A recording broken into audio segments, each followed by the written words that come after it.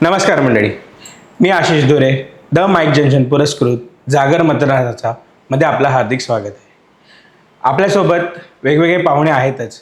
वसई विरार महानगरपालिकेची रणधुमाळी सुरू झालेली आहे आणि आज आपल्यासोबत एक असं व्यक्तिमत्व आहे की ज्यांचं नाव फक्त वसई विरारपुरतं नाही आहे, तर ते नाव मुंबई क्रिकेट असोसिएशनपर्यंत पोहोचलेलं आहे आणि ते आहेत आपले पंकज काका.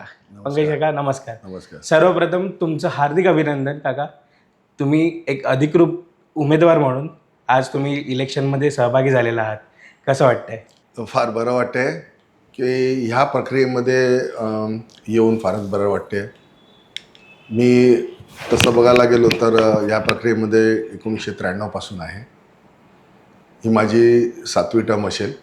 93 पासून मी इकडे माझ्या वॉर्डमधनं कंटिन्यू निवडून आलेलो आहे आणि एक वॉर्डमधल्या लोकांची एक खासियत सांगायला लागेल की माझं आत्तापर्यंत माझ्या वॉर्डमधनं मी जवळजवळ 85% मतदान दरवेळी मला मिळालेलं आहे.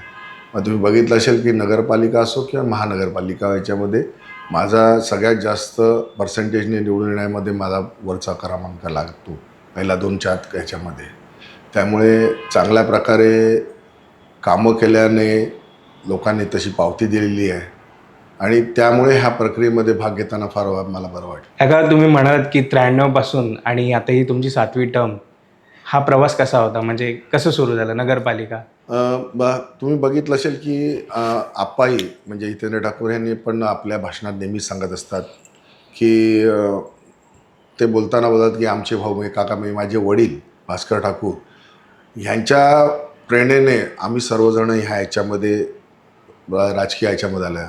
वडील माझे 1960 पासून ग्रामपंचायत सदस्य, त्याच्यानंतर शेवटची जेव्हा ग्रामपंचायत डिझॉल्व झाली तेव्हा ते सरपंच होते. नगरपालिका आली तेव्हा पहिले नगराध्यक्ष ते होते. त्याच्यानंतर मग त्यांच्या याच्यामधनं नगराध्यक्षाच्या ह्याच्या एका टर्मनंतर मला तिकडे येण्याचा मान मिळाला. त्यांच्या पावलावर पाऊल ठेवून बघितलं असेल की मी म्हणा किंवा आप्पा म्हणा किंवा राजू नाना म्हणा तेव्हाचे, हे आम्ही त्यांच्या ह्या ह्याच्यामधनं ओढले गेलो आणि आमचा प्रवास चालू झाला. त्यामुळेच घरामध्ये बघितलं असेल की ते राजकीय हे असल्यामुळे आपोआपच आम्ही सर्वजण तिकडे जॉईन झालो. म्हणजे राजकीय वारसा हा तुम्हाला तुमच्या पिढीकडून म्हणजे तुमच्या बाबांकडून मिळालेला आहे. पहिली जेव्हा तुम्ही नगरपालिका लढवली तेव्हा तुम्ही जिंकून आलात, तेव्हा तुम्हाला कसं वाटलं? पहिली 93ला मी जेव्हा निवडून आलो तेव्हा मी बिनविरोध निवडून आला. अच्छा. समोर जे कोण होते त्यांनी बघितलं की मी एक यंग, तेव्हा जे माझं वय एकदम 28-30चं होतं, यंग होतो.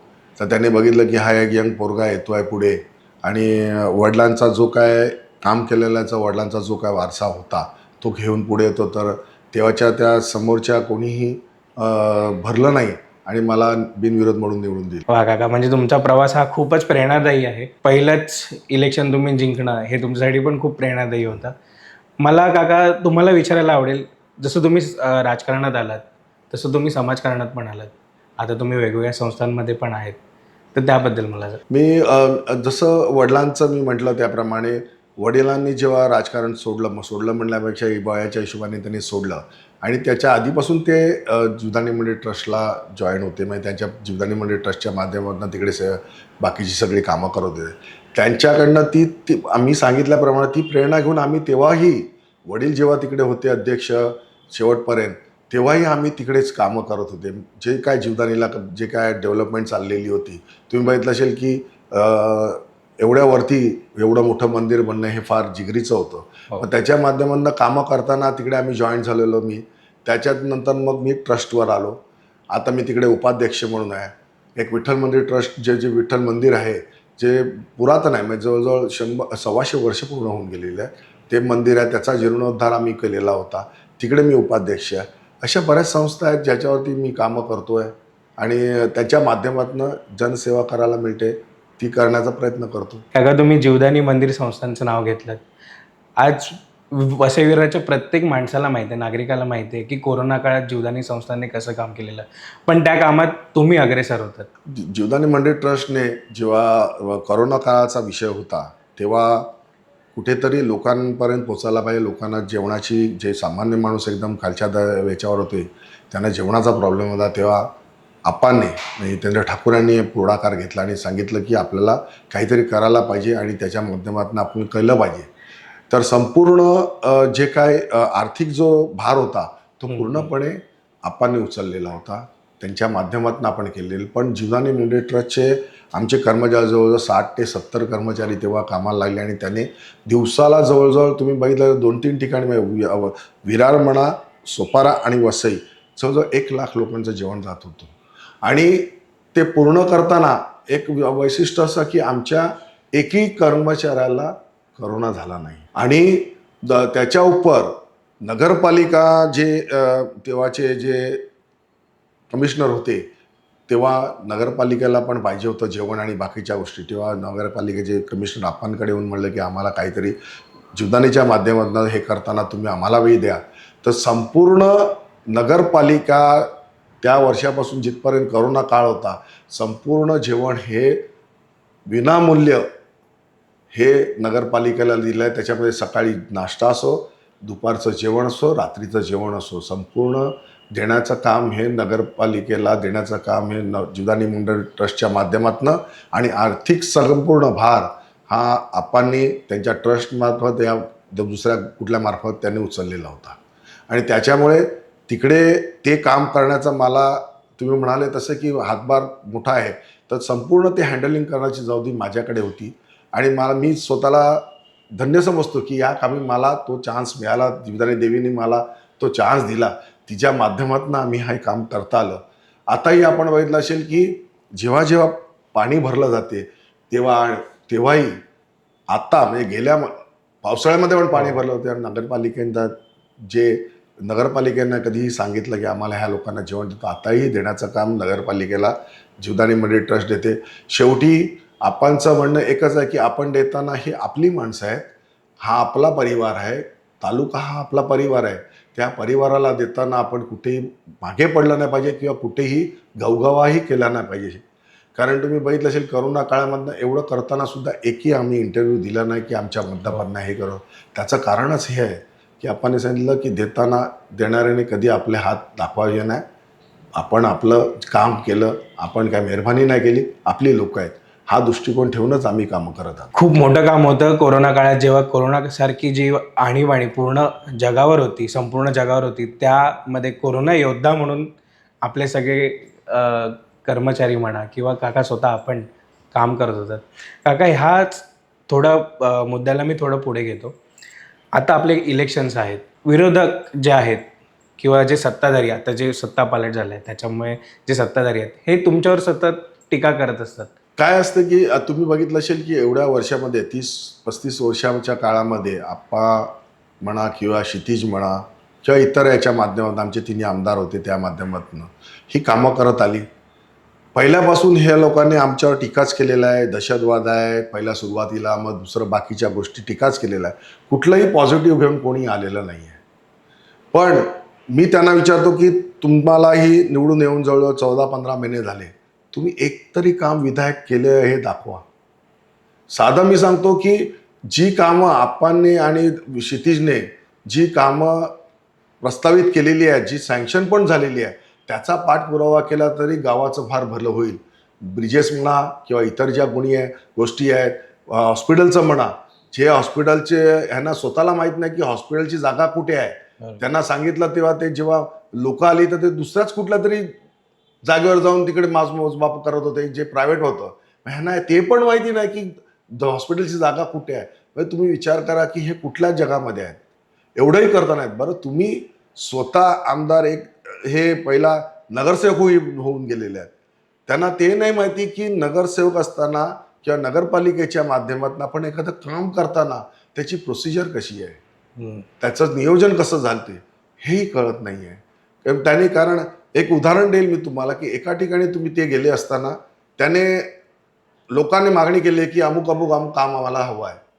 त्याने तिकडच्या इंजिनियरला सांगितलं अरे हे काम आहे पटकन 8 दिवसात हे झालं पाहिजे. ते इंजिनियर पण तो गालातल्या गालात हसायला लागला. नंतर मला कळलं की ते काम करताना प्रोसिजर असते. नगरपालिकेचं एखादं काम करताना तिला प्रोसिजरला कमीत कमी 3 ते 3.5 महिन्याचा कालावधी हा मिनिमम बोलतोय मी.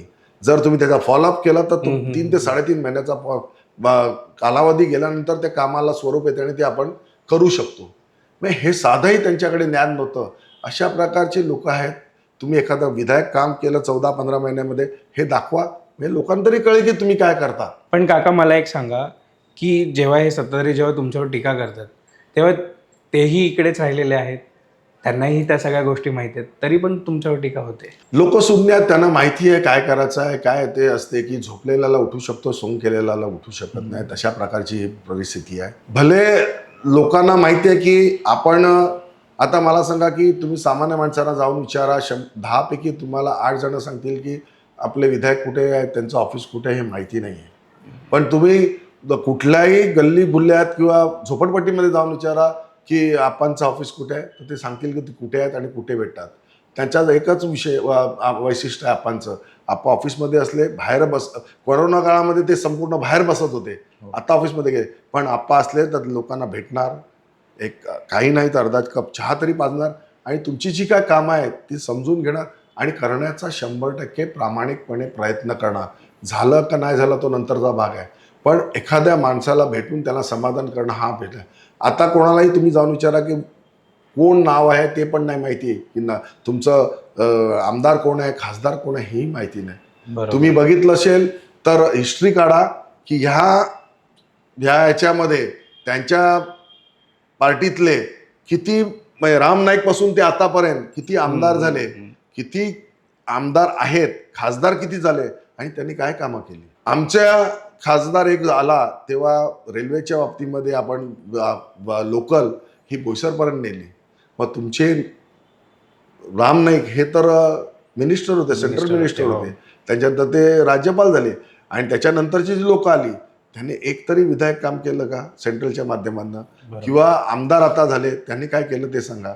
सेंट्रलला पण तुमचं सरकार आहे, स्टेटला पण तुमचं सरकार आहे, मग तुम्ही काय केलं, हा प्रश्न हा महत्त्वाचा आहे. गेली 10 वर्ष आपल्याकडे निवडणुका नाही झाल्यात आणि गेली 5.5 वर्ष, त्यातली 5.5 वर्ष प्रशासनाचं राज्य होतं. प्रशासनाच्या राज्याचा त्रास हा आपल्या जनतेला झाला आहे, त्यावर तुम्ही काय म्हणाल. भरपूर त्रास झालेला आहे, कारण माणूस हा कुठे जाऊ सैरावैरा झालेला होता.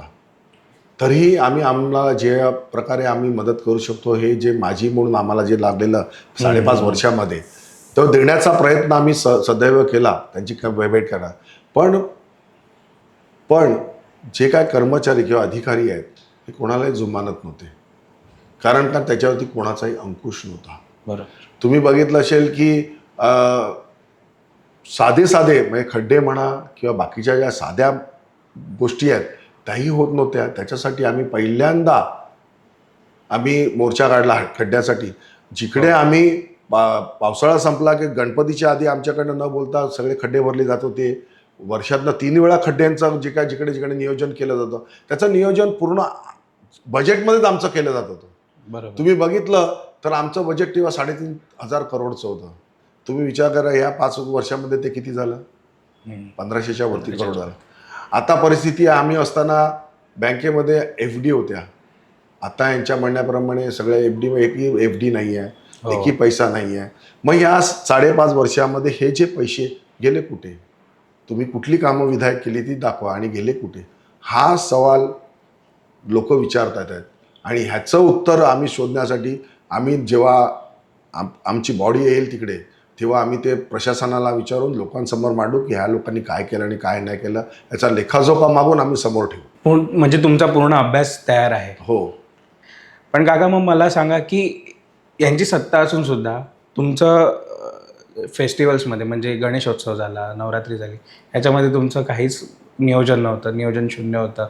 स्टील अजून पण रस्ते नाही आहेत, तुमचे आमदार आहेत, तरी पण काहीच पाठपुरावा होत नाही आहे.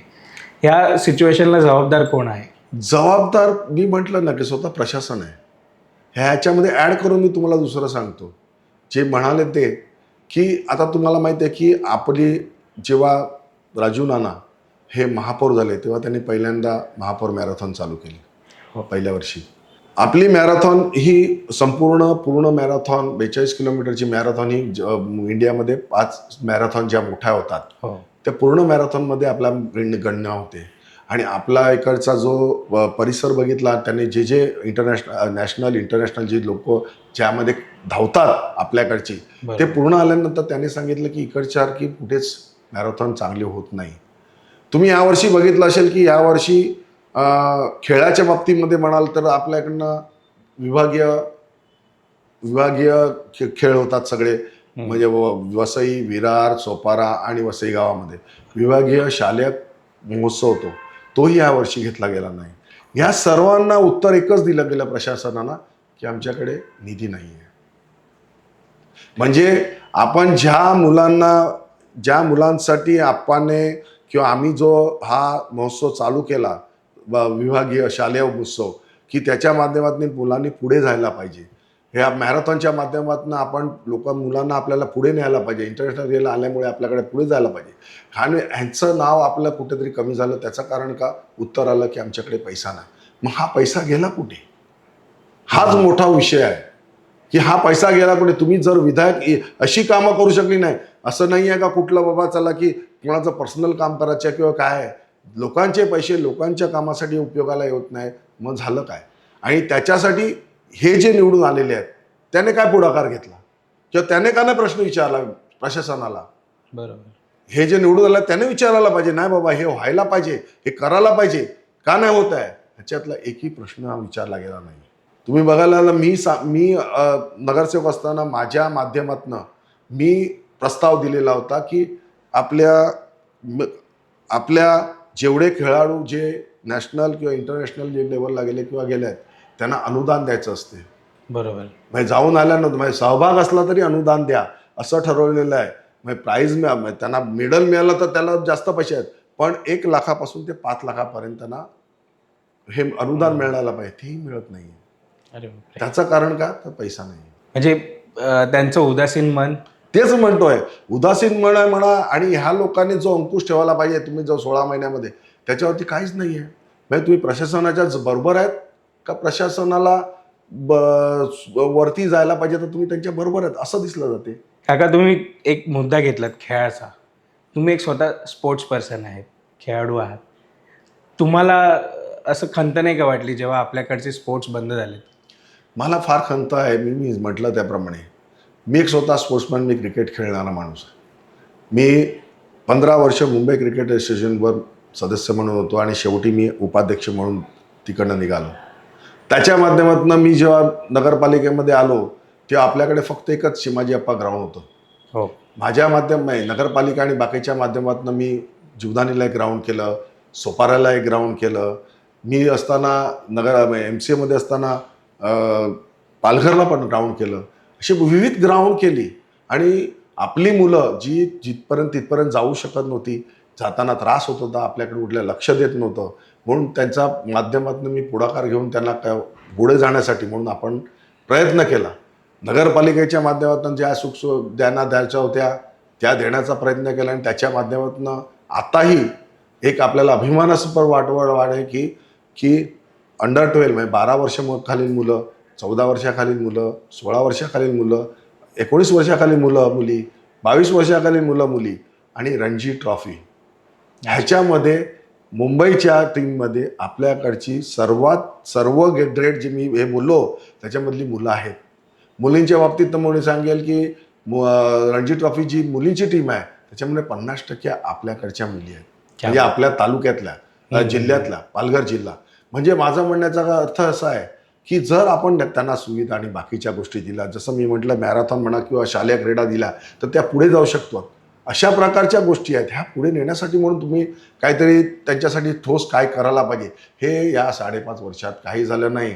तुम्ही बघितलं असेल क्रिकेटच्या बाबतीत म्हणलं पृथ्वी शॉ आहे, आता आपला हा मात्रे आहे, आयुष मात्रे आहे, हे येतच आहेत ना.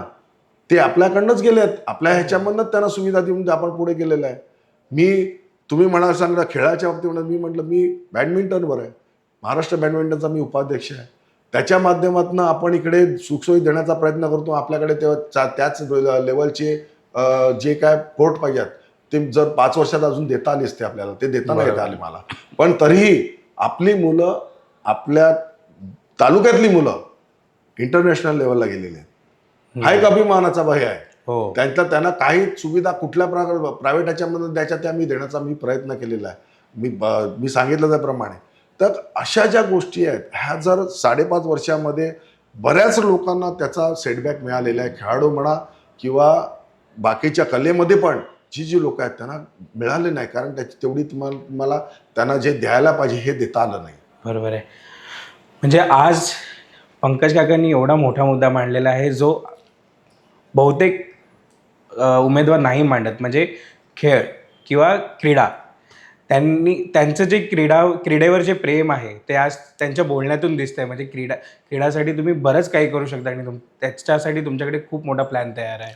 माझ्याकडे हाही प्लॅन आहे की मुंबई क्रिकेट असोसिएशनच्या माध्यमातून आपण इकडे एक सॅटेलाईट सिटी बनवावी, ज्याच्यामुळे मुलांना इकडनं मुंबईला जायला नको. कारण जाताना येताना जो काय ट्रॅव्हलिंगचा खर्च आहे त्याच्या माध्यमातून होत नाही. मी आता त्यांच्या माध्यमातून मुंबई क्रिकेट असोसिएशन मुलांसाठी म्हणजे ट्रॅव्हल करतात त्यांनासाठी ट्रॅव्हलिंगचे पैसे, त्यांना तिकडे गेल्यावर त्यांना खाणं पिणं मिळेल अशा प्रकारच्या सुविधा देण्याचं प्रपोज केलं होतं आणि ते पास झालं. त्यामुळे मुलांनाही एक कुठेतरी चांगल्या प्रकारे त्यांचा जो काय परफॉर्मन्स आहे हा करता येईल. कारण बघितलं असेल मुंबईला जायला असेल तर मुलगा सकाळी 5ला उठणार आणि तो 10ला तिकडे मॅचला जाणार, संध्याकाळी 6ला सुटली मॅच का तो घरी पोचता 10ला येणार. म्हणजे तो पूर्ण थकलेला असतो. पर जाताना तो काय सकाळी उठला न्याहारी नाही, दुपारचा जेवणाचा प्रश्न असतो, बाकीच्या गोष्टी असतात, परत बॅग बघितली तर ती मोठी असते. तर त्या दृष्टीने त्यांना रिलीफ करण्यासाठी म्हणून आम्ही ते करण्याचा प्रयत्न केला आणि ते तिकडनं झालंही. हा एक मला समाधान आहे. आणि अजूनही बाकी गोष्टी मला करायच्या आहेत अशाच प्रकारच्या.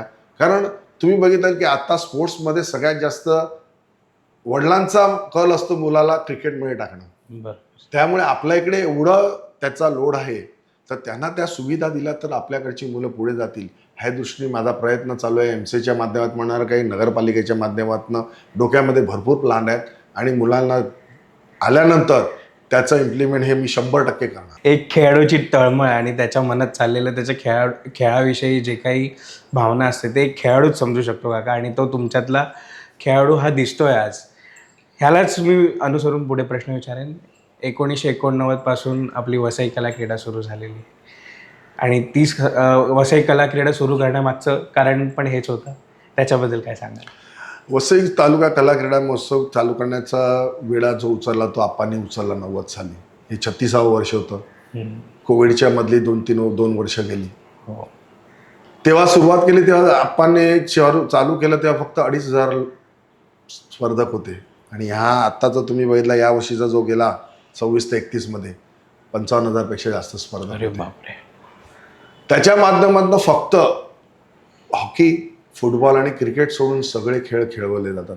म्हणजे तुम्ही बघाल की आताच्या जनरेशनला माहिती नाही विटीदांडू काय आहे, काठीचा गेम काय माहिती आहे, लंगडी काय आहे.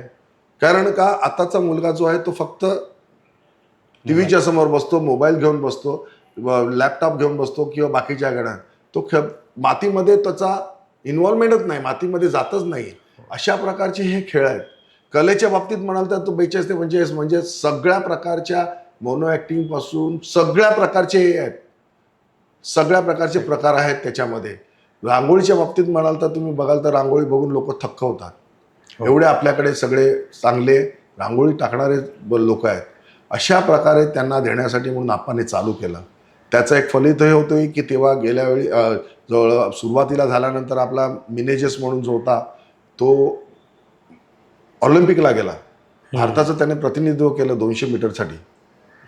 हां, त्याच्या माध्यमातून आपण आपल्याकडच्या कबड्डीची टीम जेव्हा मुंबईची होती, म्हणजे महाराष्ट्राच्या कबड्डीच्या टीममध्ये आपल्या मुली 4 ते 5 मुली होत्या. त्याची कॅप्टन पण आपली होती गौतमी राऊत म्हणून.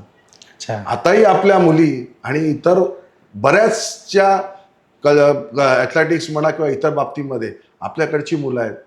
सिनियर लोकांच्या म्हणा म्हणजे अबाऊ 60 हे तर इंटरनॅशनलमध्ये आपल्या लोकांनी त्याच्यावरती ठसा उमटलेला आहे. इंटरनॅशनल ह्याच्यामध्ये आपला ठसा होता. तिकडचे त्या लोकांनी मेडल जिंकून आलेली आहेत. म्हणजे अशा प्रकारे ह्या कला क्रीडा महोत्सवाचा आपल्याला एक समाधान वाटेल असं आहे की ह्या माध्यमातून आपण मुलांना दिल्यानंतर त्यांना पुढे जाण्याला मिळालेलं. आणि हा देण्याचा वारसा आता तुम्ही बघितलं असेल की ती कला क्रीडा महोत्सव हा कुठलाही राजकीय पट नाही आहे. बरोबर. त्या सर्व पक्षीय लोक आहेत, त्याच्यामध्ये पदाधिकारी म्हणून आप्पाही नाही आहेत. अच्छा. आप्पा त्या कमिटीवर नाही आहेत. हम्म. त्याच्यामध्ये जो का स्पॉन्सरशिप दिली जाते यंगस्टार ट्रस्टच्या माध्यमातून, तिकडे आप्पा अध्यक्ष आहेत. त्याच्यामध्ये आता तुम्ही मला जसं मी मॅरेथॉनचं सांगितलं तसंच एक कला क्रीडा महोत्सवाचं आहे. गेली अनेक वर्ष नगरपालिकेच्या माध्यमातून अनुदान दिलं जात होतं. तिकडेही तेच उत्तर देण्यात आलं अरे बापरे. की आमच्याकडे पैसा नाही आहे. म्हणजे मग तुम्ही हा पैसा, लोकांचा पैसा हा लोकांना देण्यासाठी तुमच्याकडे नाही, मग तुम्ही केलं काय? तुम्ही ज्या सुविधा आहेत त्या पण दिल्या नाही, कलेच्या माध्यमातून द्यायला दिला, क्रीडाच्या माध्यमातून नाही दिला. हा सगळ्या गोष्टीचा आहे. आणि माझं म्हणणं तेच होतं की जे आलेले नवीन आहेत विधायक, त्यांनी त्याला प्रश्न विचारला पाहिजे होता, असं माझं म्हणणं होतं. खूप म्हणजे ह्या गोष्टी बऱ्याच आहेत. आणि तुमचं जेव्हा महानगरपालिकेवर सत्ता येईल तेव्हा तुम्ही या गोष्टींवर काम करालच. एक थोडासा एक इमोशनल मुद्दा आहे की ज्यांनी वसई कला क्रीडा सांभाळली, स्वर्गीय मुकेश सावे सर, यांच्याबद्दल काय म्हणाल? मुकेश सावे हे आमचं फॅमिली मेंबर आमचे. त्यांची कला क्रीडा महोत्सव तर आहेच, पण ते आमच्याबरोबर आमचे नगराध्यक्षही होते. मी आता जसं एका अवॉर्डमध्ये 4 हे आलेला, किंवा तुम्ही बघितलं असेल की नगरपालिका आणि नगराध्यक्षाच्या ह्याच्यामध्ये डायरेक्ट निवडून यायचं असं. ते जेव्हा नगराध्यक्ष झालं तेव्हा तीच टर्म होती, फक्त एकच टर्मला ते झालेलं की डायरेक्ट नगराध्यक्ष निवडून यायचं. अच्छा. तेव्हा ते अख्ख्या विरारमधून स्वतः निवडून आलेले होते. त्यांचा प्रचंड अभ्यास होता. नगरपालिका म्हणा किंवा प्रशासन कसं चालावं आणि कामं कशी करावी, आम्ही जी काय करतोय ते त्यांच्या मार्गदर्शनाखालीच आम्ही तयार झालेलो. अच्छा. आणि त्याची जी काय पोकळी आहे ती कधीच भरून शकणार नाही. म्हणजे राजकारणाची पण बोलतो, आणि कला क्रीडा महोत्सव जो त्याने संकल्पना मांडल्यानंतर त्याच्याला स्वरूप देण्याचं काम जे दिलं गेलं, त्याच्यात सगळ्यात मोठा वाटा हा मुकेश सावेंचा होता. आणि कशा प्रकारे आपण करायचं, काय करायचं, नियोजन कसं करायचं, काय हे करायचं, हे त्यांच्या मार्गदर्शनात केलं. आणि हा तो पोकळी कधी भरून निघणार नाही. आणि व्यक्तिशः पण माझं पर्सनल पण म्हणाल तर माझे मोठे भाऊ होते समजा, आम्ही म्हटलं फॅमिली, तर त्यांचं कधीच विसर होणार नाही एवढं मी सांगेल तुम्हाला. कारण अजूनही भरपूर आम्ही त्याच्याबद्दल बोलू शकतो, पण ते शब्द निघणार नाही माझ्यामधनं. एवढे मला त्यांच्याबद्दल आदर होता आणि त्यांची एवढी भावना आहे. खूप मोठं काम होतं मुकेश सावेंचं. काका, एक गोष्ट अजून एक पुढे घेतो मी, की जसं तुम्ही खेळांबद्दल बोललात की तुम्ही खेळांसाठी भरपूर कामं केलं.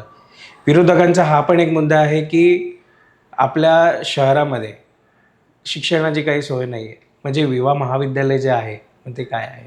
तुम्ही बघितलं असेल की युवा महाविद्यालय जे आहे, सुरुवातीला आपण जेव्हा चालू केलं तेव्हा ते लहानसं होतं, पण आता कोणालाही माहीत नाही आहे असेलही. आणि जे विरोधक बोलतात त्यांनाही माहिती आहे. विरोधक स्वतः येऊन त्याच्यामध्ये ॲडमिशन पण स्वतःची करून घेतात. पण मी म्हटल्याप्रमाणे झोपल्याचं सोंग करतात, त्यामुळे कळत नाही. मला वाटते आपल्या भारतामध्ये सगळ्यात मोठं ज्युनियर कॉलेज असेल आपलं. हो. एवढी मुलं इकडे शिकतात आहेत. ज्युनियर कॉलेज म्हणजे 11वी 12वीचं. हो. आपल्याकडे आर्किटेक्चर म्हणा किंवा इतर लॉ कॉलेज म्हणा किंवा इतर ज्या संपूर्ण ज्या फॅसिलिटीज आहेत, फक्त आपण आपल्याकडे तुम्ही बघाल तर आपल्याकडे फक्त, कारण आपल्याकडे हॉस्पिटल नाही म्हणून फक्त आपल्याकडे त्या बाबतीमध्ये नाही आहे. बाकी सगळ्या प्रकारच्या कोर्सेस आणि सगळं आहे. आणि मेडिकल फक्त नाही आहे, मी म्हटलं त्याप्रमाणे 200 बेडचं बेड त्याला लागते, त्याबद्दल पण आपणचं नियोजन चालू आहे. आणि सगळं बघितलं म्हणजे आपण ज्युनियर कॉलेज, सिनियर कॉलेज आणि आर्किटेक्चर आणि बाकीच्या ज्या कोर्स हे केलं. मी म्हटलं त्यामुळे हॉटेल मॅनेजमेंट बघितलं. हॉटेल मॅनेजमेंटच्या बाबतीमध्ये म्हणाल तर आपल्याकडे 100% प्लेसमेंट आहे. आपल्याकडनं हे झाल्यानंतर तो त्याला 100% त्यांना कुठल्याही हॉटेलमध्ये त्यांना इकडनंच प्लेसमेंट केली जाते आणि मिळते.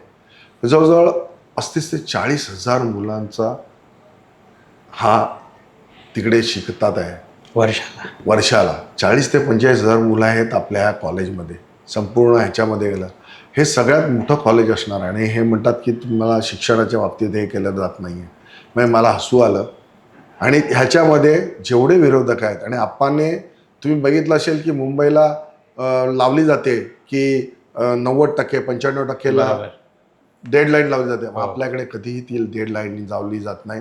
आपल्याकडचा मुलगा, तळागाळातला मुलगा, ह्याला ॲडमिशन मिळावं ह्या दृष्टीनेच आप्पाने केलेला आहे. जो मुलगा रिपीटर आहे, सेकंड रिपीटर आहे, त्यालाही मिळते, शेवटी मिळते, पण मिळते म्हणजे मिळते. अशा प्रकारच्या भावना घेऊनच आप्पाने हे कॉलेज चालू केलं, शाळा चालू केली, आणि त्याच्या माध्यमातूनच हे सगळं चालू आहे. लोकांना आपल्या इकडे कुठलाही एकही रुपयाचा डोनेशन द्यायला लागत नाही, कुठलंही काही नाही, कोणाची चिठी नाही लागत, कोणाची काय नाही, तुमच्या मेरिटवर जाणार, तुम्हाला मिळणार, सगळं आहे. अशा प्रकारचं नियोजन केलेलं आहे. कुठलाही कोणाची करायची गरज नाही. अशा प्रकारे शिक्षण देणारी मला वाटतं ही एकच संस्था असेल. आणि मला हसू आला तुम्ही जो प्रश्न विचारला की हे टीका करतात. आता तुम्हीच बघा, लोकांमध्ये तुम्ही त्यांच्या भावना विचारून घ्या, त्यांच्याकडे प्रतिक्रिया, तर तुम्हाला कशा प्रकारे ते मिळेल ते तुम्ही बघा. कारण विरोधकांची पण जी मुलं आहेत ती आपल्या कॉलेजेसमध्ये शिकतात. काका, एक हा झाला राजकीय दृष्टिकोन. तुम्ही सुरुवातीलाच म्हणालात की हा तुमचा वारसा जो आहे तो तुमच्या वडिलांकडून आलेला आहे. तुम्ही दरवर्षी वडिलांच्या जन्म दिवशी किंवा पुण्यतिथीला तुम्ही काही ना काहीतरी उपक्रम करत असतात. त्याच्याबद्दल मला थोडं जाणून घ्यायला आवडेल.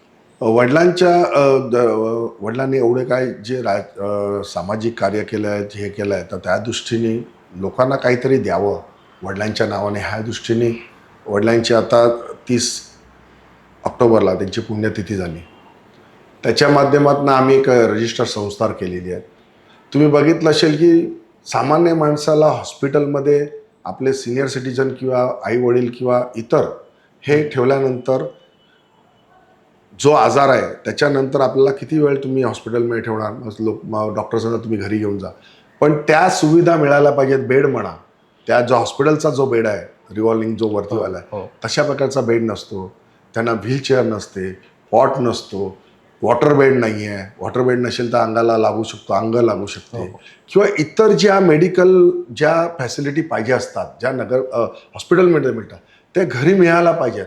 ह्या दृष्टीने आम्ही ती संस्था करून त्याच्या माध्यमातून आम्ही ते सगळं सामान मोफत नाही मी म्हणत, पण फक्त डिपॉझिट घेणार आहे. बाकीचे आम्हाला काही नको, मोफत दिलं तर माणसाला त्याचं हे कळत नाही, महत्त्व कळत नाही. फक्त डिपॉझिट, ते पण मामूली डिपॉझिट घेऊन आम्ही देण्याचा प्रयत्न चालू केलेला आहे की तुम्ही या, घेऊन जावा, आणि ते दिल्यानंतर परत डिपॉझिट परत दिलं जाणार. अशा प्रकारचं ते आहे. कुठलाही पैसा भाडं बिडं घेतलं नाही, फक्त डिपॉझिट ह्याच्यासाठी काही कळलं पाहिजे.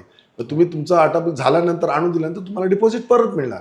अशा गोष्टी व्हाव्या म्हणून आम्ही हे वडिलांच्या ह्या पुण्यतिथीला चालू केलं. त्या दिवशी आम्ही जवळ 150 स्टिक्स, ज्या चालाच्या स्टिक्स आहेत त्या वाटल्या. आणि मी तुमच्या माध्यमातून लोकांना पण आवाहन करेल की अशा प्रकारची कुठलं काही असलं तरी ती संस्था चालू केलेली आहे. आम्हाला जीवदानी ट्रस्टच्या माध्यमातून तिकडे आम्हाला एक लहानसं गोडाऊन, म्हणजे ऑफिसही मिळालं, तिकडेच आमचं सगळं सामान वगैरे आहे. त्या तिकडे तुम्हाला मिळेल. त्यांचा नंबर तुम्हाला नसेल माहिती तरी जीवदानी ट्रस्टच्या इकडे गेले तरी तुम्हाला त्याच्यामध्ये मिळेल. तुमच्या माध्यमातून लोकांना मी सांगू इच्छितो, त्याचा पण तुम्हाला लोकांना ह्या गोष्टीचा लाभ घेता येईल. ऑक्सिजनपासून संपूर्ण ज्या ज्या गोष्टी लागतात, त्या सिलेंडरपासून सगळी वैद्यकीय ज्या उपकरणं लागतात, त्या सगळी उपकरणं तिकडे मिळतील. ते पण अल्पदरात. अल्पदरात म्हणण्यापेक्षा फक्त मामूली तिकडे तुम्हाला डिपॉझिट करायचं आहे. तुम्ही आणून द्याला, तुमचं डिपॉझिट परत घेतलं जाईल. कुठल्याही प्रकारचं भाडं बिडं लावलं जाणार नाही. काका, हे तर सामाजिक कार्य झालंच, आणि खूप मोठी गोष्ट आहे की जी औषधं आहेत किंवा मेडिकल उपकरणं जी आहेत ती सहजासहजी उपलब्ध होत नाहीत, पण ती तुम्ही संस्थेमार्फत तुम्ही उपलब्ध करून देत आहेत. एक त्याच्यानंतर एक मी मुद्दा घेईन की तुम्ही अशा बऱ्याच संस्थांना तुम्ही मदत करतात, रजिस्टर्ड संस्थांना. त्याच्याबद्दल तुम्ही काय सांगाल? रजिस्टर संस्थानाच्या बाबतीमध्ये म्हणाल तर मी जसं तुम्हाला खेळाच्या बाबतीमध्ये जसं म्हटलं, तर आता तुम्ही बघितलं असेल की आपला जिल्हा झाल्यानंतर प्रत्येक स्पोर्ट्स जे आहेत, म्हणजे कबड्डी म्हणा, फुटबॉल म्हणा, हॉकी म्हणा, हॉकी नाही आपल्याकडे, क्रिकेट आहे आपल्याकडे, क्रिकेट MCL आहे, पण कॅरम म्हणा, बॅडमिंटन म्हणा, असा ज्या खेळ आहेत त्याच्या संस्था झालेल्या आहेत. पालघर जिल्हा बॅडमिंटन असोसिएशन, पालघर जिल्हा कबड्डी असोसिएशन, आणि ह्याच्या माध्यमातून आपण असोसिएशन झाल्यानंतर, त्याला रजिस्टर झाल्यानंतर आपण स्टेटवर जाऊ शकतो. मुलगा, बरोबर. ज्या काय आपल्या टुर्नामेंट घेतल्या जातात स्टेटमधनं निवडल्यानंतर स्टेटची टुर्नामेंट ही जिल्ह्याची टुर्नामेंट झाली, जिल्ह्यातनं आपण स्टेटला जातो, स्टेटमधनं झाल्यानंतर ते वरती जाते, नॅशनलला जाते. तर त्या दृष्टीने करण्यासाठी मी प्रस्ताव दिलेला की जो प्रस्ताव पार केलेला की अशा ज्या संस्था रजिस्टर होतील त्यांना अनुदान देण्यात यावं. पण ते करताना त्या संस्थेने आपण वर्षभरात काय काय केलं त्याचा लेखाजोखा द्यावा, त्याचं ऑडिट करावं, ह्याच्यामधलं पूर्ण ऑडिट करून त्याचा तुमचा अहवाल द्यावा आणि ते अहवाल नगरपालिकेला दिल्यानंतर तुम्हाला नगरपालिकेच्या माध्यमातनं तेवढं अनुदान मिळते. अशा प्रकारचं मी तेव्हा मांडलेलं होतं आणि तो ठराव पास झालेला आहे. आता मला माहिती नाही की त्याच्या माध्यमातून किती संस्थेने गेल्यानंतर त्यांनाही उत्तर असं मिळालं असेल की पैसा संपलेला आहे, असं माहिती नाही.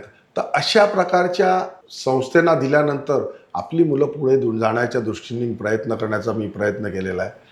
बघूया आता गेल्यानंतर मला नक्की काय झालं काय नाही कळेल आणि त्याला अजून कशा प्रकारे भरारी द्यायची गेल्यानंतर हा मी प्रयत्न करणार आहे आणि आपल्या मुलांना कुठेतरी तो प्लॅटफॉर्म मिळावा आणि पुढे जावं हा माझा, मगाशी म्हटलं तेव्हा क्रिकेट नाही तर पूर्ण जे काय स्पोर्ट्स आहेत त्याच्या माध्यमाने सगळ्याकडे आपल्याकडे आपल्या तालुक्यात जिल्ह्यामध्ये तेवढं आपल्याकडे पोटेन्शियल आहे, त्याला हे देणं हे आपलं काम आहे.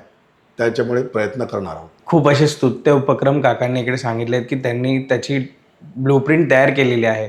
काका, एक खेळ हा फक्त एक विषय आहे, अजून बरेच विषय आहेत लोकांचे, जसं की ब्रिज आहे किंवा रस्ते, अशा मूलभूत गरजा आहेत. त्याबद्दल तुमचे डेव्हलपमेंट प्लॅन्स काय आहेत? तुम्ही बघितलं असेल की मी मगाशी एकदा विषय काढलेला होता की आप्पा आणि क्षितिजने जेव्हा आमदार होते तेव्हा ज्या काय आपल्या ब्रिजेस 12 ब्रिजेस आहेत ज्या किंवा रस्ते आहेत म्हणजे स्टेशन म्हणजे हायवेपासून ते अर्नाळा, सोपारा हायवेपासून ते सोपारा गाव, वसई टू वसई गाव हायवे, जुचंद्रापासून ते रस्ते आपण MMRDच्या माध्यमातून हे केलेलं तेव्हा त्याच्या माध्यमातून आणि नगरपालिका असं करून हे केलेलं होतं. ब्रिजेस जे सांगितलेले होते रेल्वेवर फ्लायओव्हर जे ब्रिजेस सांगितले ते प्रस्तावित केलेले होते. त्याच्या पाठपुरावा चांगल्या प्रकारे कोणी केलेला नाही आहे. आपण आताही करतो आहे आपल्या माध्यमातून.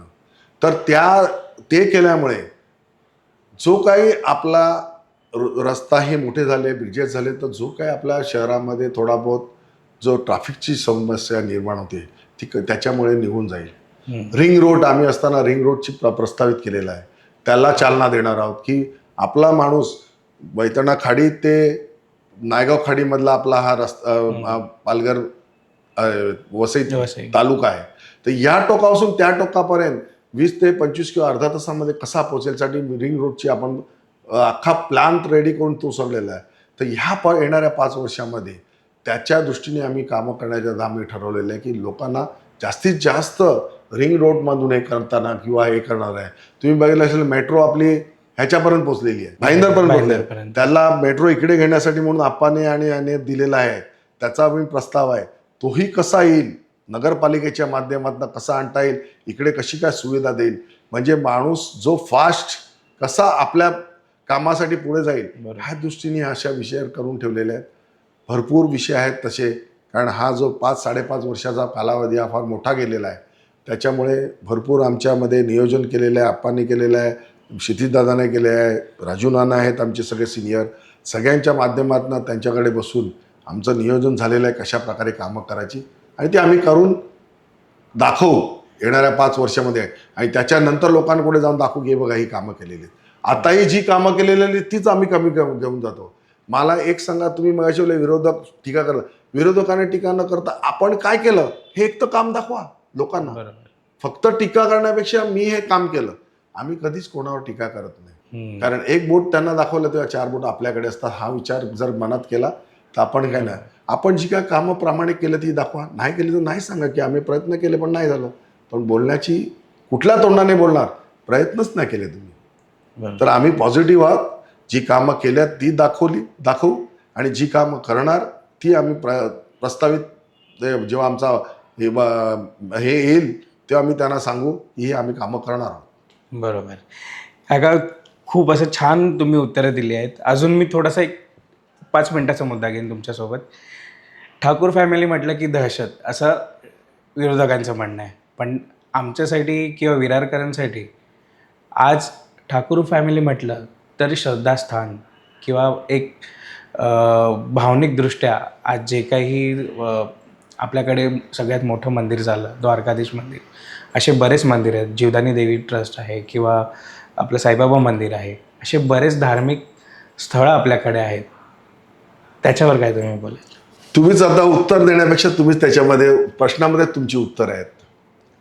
आपण मी मगाशी म्हणाला तसं की आपल्याकडे काही मुद्दा नसला तर आपण फक्त काही गोष्टी सांगत असतात. दहशत आहे, दहशत आहे, दहशत आहे. तुम्ही बघितलं असेल की मी एक उदाहरण तुम्हाला देतो. 95ची इलेक्शन होती. ती 95ची इलेक्शन, आमदारकीची इलेक्शन सगळ्या अख्ख्या महाराष्ट्रामध्ये झाली, पण आपली फक्त इकडची इलेक्शन ही 2दा ते 3दा पोस्टपोन झाली. विरोधक सगळं सांगत होते इकडे दहशत आहे, अमुक आहे, तमुक आहे. शेवटी आप्पाने सांगितलं, आप्पाने हायकोर्टाला जाऊन सांगितलं किंवा सगळ्यांना सांगितलं, तुम्हाला वाटते दहशत आहे तर मला मध्ये टाका, मला जेलमध्ये टाका आणि तुम्ही इलेक्शन घ्या. जर तुम्हाला वाटते मी हे आहे तर, म्हणजे बोलण्याचा अर्थ असा आहे की हे फक्त सांगण्यापुरतं आहे. तुम्ही आता बघायला तर तेव्हा आप्पा 30 ते 40 हजारापेक्षा जास्त मतांनी निवडून आलेले. हो. दहशत होती तर कुठे गेली? बरोबर आहे. आता तुम्ही म्हणाल तर आमची काय म्हणतात ती की आधारयुक्त भीती असेल म्हणा. तुम्ही बघाला की आपल्या जवळ इकडे बघितलं की भरपूर भाईंदरच्या या साईडला बघितलं तर जेवढे बार आहेत त्याच्यामध्ये बारबाल आहेत, सगळं आहे. पण आपल्या तालुक्यामध्ये किंवा ह्याच्यामध्ये एकही आपल्याकडे तशा प्रकारचे डान्स बार वगैरे काही नाही आहे. हो. आपल्याकडचे आताही तुम्ही बघितलं की विरारमध्ये सगळं शेवटची ट्रेन येते 2:30 वाजता रात्री, पहिली ट्रेन सुटते 3:20ला. बरोबर. पण आजही रात्री अपरात्री शेवटच्या ट्रेनला येणारी एखादी मुलगी किंवा एखादी बाई एकटी आपल्याकडे घरी चालत जाऊ शकते किंवा हे कुठल्याही प्रकारचं आपल्याकडे खेळीमेळीचं वातावरण आहे. कुठल्याही प्रकारचं काही हे नाही आहे. सगळीकडे तुम्ही बघितलं असेल की हिंदू मुस्लिम किंवा इतर काही हे झालेले आहेत. पण वसई तालुक्यामध्ये कधीही कुठल्याही अशा भावनिक किंवा याच्या कुठेही तेढ झालं नाही. कारण सगळ्यांना बरोबर घेऊन सगळ्यांच्या बरोबर राहून आप्पांनी राजकारण नाही तर समाजकारण केलेलं आहे आणि सगळ्यांनी तेवढाच चांगल्या प्रकारे तेवढा सहभाग घेतला. त्यामुळे संपूर्ण आपला तालुका हा शांतमय आणि बाकीच्याकडे. विरोधकांपैकी तुम्ही म्हणाल तर किती विरोधक आहेत तुम्ही शोधा की नुसते समजा दहशतवाद आहे, दहशतवाद आहे. कुठे दहशतवाद आहे? हा दाखवा ना. बोलण्यामध्ये आहे पण दाखवण्यामध्ये तर करा. बोलताना मला कुठलाही शब्द मी पटकन बोलू शकतो, तशातली गत आहे. अशा प्रकारे कामं केलेली आहेत. मंदिराच्या बाबतीत तुम्ही म्हणाले, आता द्वारकाधीश मंदिर झालं, आपलं साईबाबा मंदिर होतं इकडे. हो. आपला साई पालखी निवारा जे शिर्डीला आहे, निकोजला, तिकडेही आपण मोठं ज्या पालख्या जातात, चालत पालख्या जातात, त्यांना राहण्यासाठी तिकडे सोय आहे. त्यांना पिण्यासाठी संपूर्ण मोफत सोय केलेली आहे. म्हणजे कुठेतरी आपली पालखी जात होती आणि तिकडे काहीतरी सोय करायच्या दृष्टीने आपण चालू केलं. करताना थोडं चातुरमातुर असं 1-2 एकर घेऊन ते चालू केलेलं. आता त्याचा वास हे झालेला आहे. तिकडचं ते करताना आप्पा त्याचे अध्यक्ष आहेत. आपण त्या तिकडे 2 बिल्डिंग मोठ्या बनवून दिलेल्या आहेत की त्याच्या माध्यमातून कॉम्प्युटर आणि एज्युकेशनच्या माध्यमामध्ये ट्रस्टने, म्हणजे साईबाबा मंदिर ट्रस्ट जे आहे मोठं साईबाबांचं, त्यांना 2 बिल्डिंग बांधून दिलेल्या आहेत. पण तेही त्यांना का चालू करता आलं नाही. त्या बिल्डिंगी तशाच आहेत. अच्छा. आणि हे जे साई जे पालखी निवारा केंद्र बनवलेलं आहे ज्या पालखींसाठी, तेव्हा साईट मंदिर ट्रस्टच्या ट्रस्टीने सांगितलं अरे आमच्याही डोक्यात नव्हतं की असा प्रकारे करायला पाहिजे. तेव्हा त्यांनी सराहना केली आणि हे केलेलं आहे. म्हणजे अशा प्रकारचे लोकांउपयोगी, लोकांना आपण पडू उपयोगी अशा प्रकारचा करण्याचा प्रयत्न हा आपल्या कुटुंबाकडनं, मी कुटुंब म्हणतो तेव्हा हे संपूर्ण आपला तालुका हा कुटुंब म्हणून काम करतो. फक्त ठाकूर कुटुंब नाही, हे बहुजन विकास आघाडी हे कुटुंब आहे. ह्यांच्या सगळ्यांच्या मिळण्यामुळेच, ह्यांच्या मिळूनच सगळ्यांचे हातभार लागले, म्हणून हे आपण करू शकतो आणि हा जो शिवधनुष्य हे उचलू शकतो. कोणाच्या एकामुळे नाही झालेलं आहे. ना आप्पांमुळे एकट्यामुळे केलं, नाही क्षितिजमुळे केलं आहे, ना राजू नाना किंवा ना पंकज ठाकूर किंवा इतर कोणी नाही. हा परिवार आहे. परिवारामुळेच आपण पुढे जाऊ शकतो, परिवारच पुढे नेऊ शकतो. आणि हे एकत्र करण्याचं काम आप्पाने केलेलं आहे आणि आमच्या सगळ्यांनी केलं, त्यामुळेच आम्ही करू शकतो. क्या बात आहे काका. मंडळी, स्थानिक नेतृत्व का महत्त्वाचं असतं याची प्रचिती आज पंकज काकांनी दिलेली आहे. काका, एक शेवटचा प्रश्न घेईन. मुद्दा असा आहे, भले तुम्ही म्हणतायत की तुमची सत्ता येऊ शकते या येणाऱ्या इलेक्शनमध्ये, पण वर बसलेले आमदार वेगळ्या पक्षाचे आहेत. मग तुम्ही महानगरपालिकेवर कसा वचक ठेवणार? तुम्ही बघितलं असेल की महानगरपालिका हा वेगळा, जे काय ही वेगळी संस्था असते, म्हणजे संस्था नाही म्हणा, पण हा वेगळा झोन असतो. आमदार हा वेगळा झोन आहे. तर त्याच्या माध्यमातून करताना ह्याच्यावर अंकुश फक्त करताना आमचे महापौर असणार, कमिशनर असणार, त्याच्या माध्यमातून आम्ही त्यांना संगनमताने हे करून दोघांची सांगड करून आम्ही चांगल्या प्रकारे कशा प्रकारे करायचं हे करण्याचा प्रयत्न करणार. त्यामुळे कोण वरच्या बाजूला आम्ही त्या आमदारांचं असेल तर त्यांच्या जी कामं आमदारांच्या माध्यमातून आपल्याला सरकारी याच्या वरती करायची आहे ती त्यांचाही आम्ही त्यांच्याही मदत घेऊ आम्ही. कारण शेवटी आम्हाला कामं करताना लोकांची कामं करायची आहेत. तिकडे आम्ही कुठला पक्ष नाही बघणार, कोण आहे काय बघणार नाही. आम्ही आमची कामं करताना त्यांनाही सांगू की बाबा आमची ही कामं आहेत, ती सरकार तिकडनं जे आहे आपलं महाराष्ट्र सरकार आहे त्याच्या माध्यमातून ही कामं आहे, तुमच्या माध्यमातून करून द्या किंवा आम्ही स्वतः जाऊन भेटू आणि आमच्या माध्यमातून करून देऊ. त्यामुळे असं काही नाही आहे.